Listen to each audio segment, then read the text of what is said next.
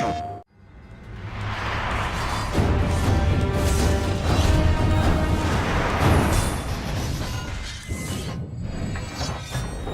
still remember the first day when we got the PlayStation 4 development kits. We were immediately impressed by just how easy and straightforward it was to bring that Diablo experience from the PlayStation 3 to the PlayStation 4.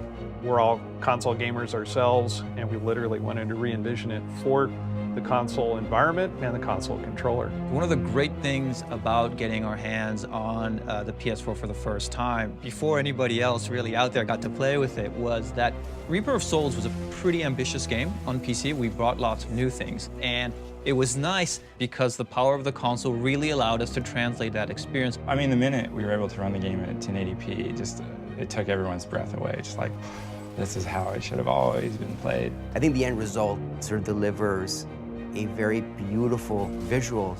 They really match really nicely with all the mayhem and killing of all the monsters you're doing on screen. It's a really sort of great complement to one another.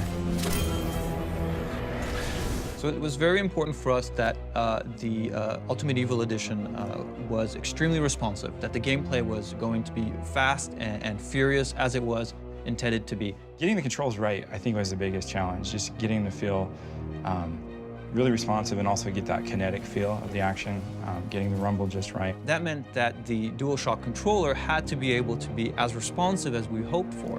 And as soon as you hold it in your hands, you really get that responsiveness. You really get to have the action just stay true to the way we intended it to.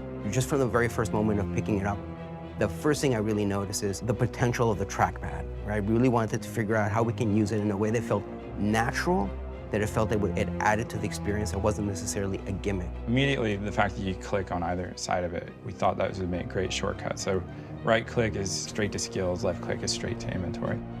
And then once we got in there, we started saying, how would it be cool to circle the radial menus using your fingers? And that felt really natural and cool. And then some smaller little improvements. We color the light bar towards your player's color character. So you might be wondering which one you are. One of the ways you can look is you flip up your controller and, oh, look, I'm the orange barbarian. I guess I'm that one. So, you know, it's something small, but it's a quality of life improvement that really helps to make the game even better. I mean, not only did we have this goal of trying to make the Ultimate Evil Edition really feel hand-built for the console, but specifically, we were going to make a few touches to it and make it feel not just hand-built for the console, but hand-built specifically for the PlayStation 4.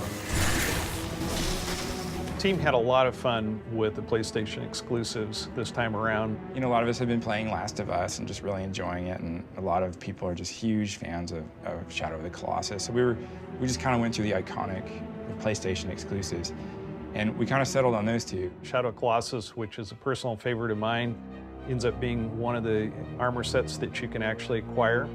And Last of Us, which we've always admired the work that Naughty Dog does, has an appearance of characters in our game, and I think that our fans are going to have a lot of fun with it, as well as Sony players.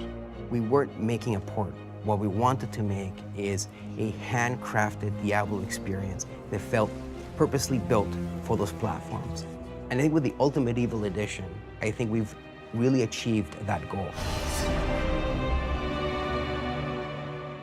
Josh Mascara, game director on Diablo 3 Reaper of Souls Ultimate Evil Edition.